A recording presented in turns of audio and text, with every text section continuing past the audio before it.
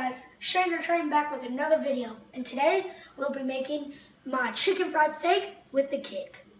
Okay guys, now for the breading. You know everyone has a different style or a different twist on the breading they use. And my twist is instead of like panko or like some people use some sort of cereal, I use saltine crackers. Now you have to trust me on this one and stick with it. All I'm gonna do is put them in the bag and crush them up. So now when you have them about this size, you still want to leave a little chunks because that gives a nice crispness to the chicken fried steak. You are just going to pour them in the bowl and put it to the side. We will season this in a second as well.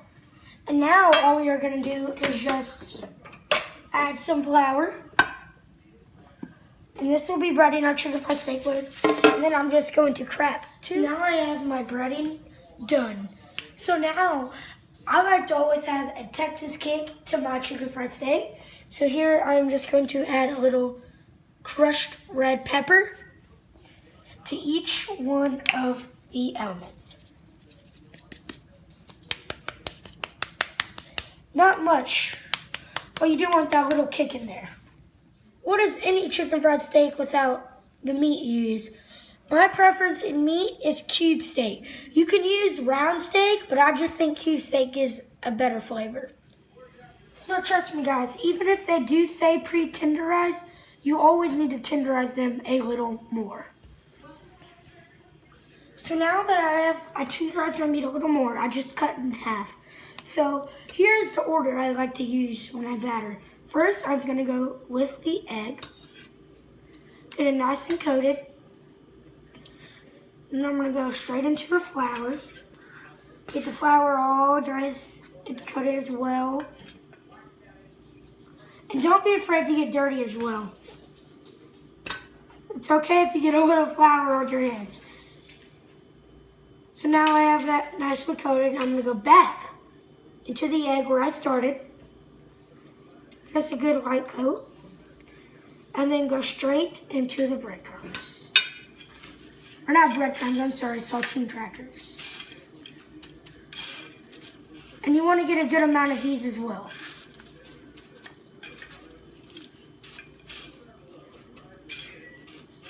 And you want to pat it down to get it to stick nice and good as too.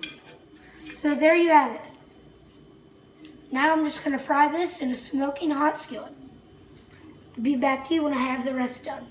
So now guys, my oil preference when you're frying is anything that has a higher smoke temperature. Like I do not recommend using olive oil at all for this. So I am going to use avocado oil. Avocado oil has a really high smoke point. So now when you have your pan hot enough, you can add your chicken fried steak. But a good way to tell if it's hot enough is just to get a dash of flour and to just sprinkle it in there. And if it fizzes, you are ready. So now I'm going to add my chicken fried steak.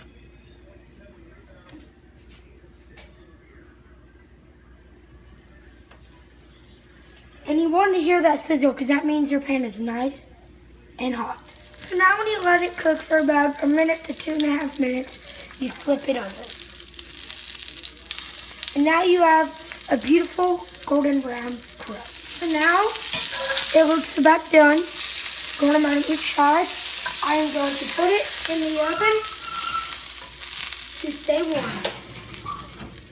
And whatever you do, just do not waste these scrapings. So remember when I told you to keep this lovely oil that you fried the chicken fried steak in? This is why. We are going to make a bomb gravy with it. So we're basically going to make a roux. So we are just going to we'll start with half a cup of flour. Maybe we'll need more. Half a cup of flour. And we are just going to add that to the oil. Turn the pan down a little bit, but we're good. And we are just going to keep mixing. And I'll get back to you when we have the good consistency. So now when you have it, got this consistency, we're going to start adding the milk.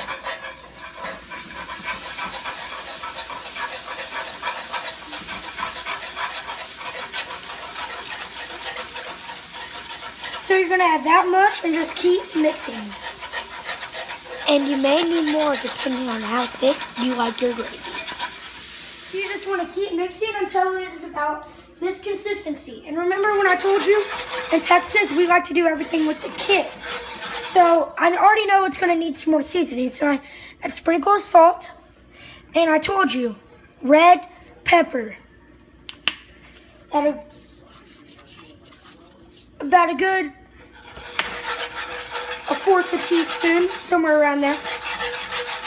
Now I'm just gonna mix that in, maybe add a touch more milk, and then we'll be right when the gravy is thick enough as you can get a spoonful. And if it coats your spoon, you know you are right to the consistency it needs to be. A cold beer on a Friday night, a pair of jeans that fit just right, and the radio.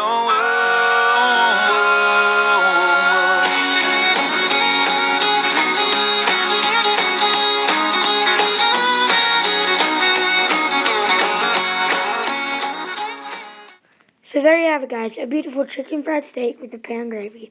Tune in next time for another episode by Shane the Train.